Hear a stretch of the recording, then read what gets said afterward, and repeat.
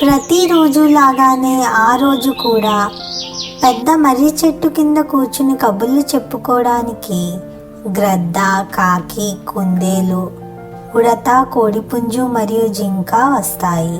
వాటి స్నేహితులైన తాబేలు మరియు 2 బాతులు ఇంకా రాకపోవడంతో మిగిలిన జంతువులన్నీ వేచి చూస్తూ ఉంటాయి. ఇంతలో తాబేలు వేగంగా నడుచుకుంటూ వాళ్ళ వైపు వస్తూ ఉంటుంది.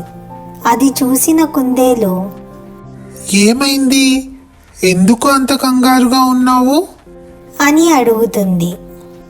అప్పుడు తాబేలు, మన బాతులు 2 నది ఒడ్డున దిగులుగా కూర్చుని ఏడుస్తున్నాయి. వాటికి ఒక పెద్ద సమస్య వచ్చింది. దానికి పరిష్కారం నాకు అంతు చిక్కడం లేదు. అందుకే మీ అందరి సహాయం కోసం మిమ్మల్ని తీసుకుని వెళ్దామని వచ్చాను. పూర్తి కథ చూడటానికి అమ్మ కథ చెప్పు యూట్యూబ్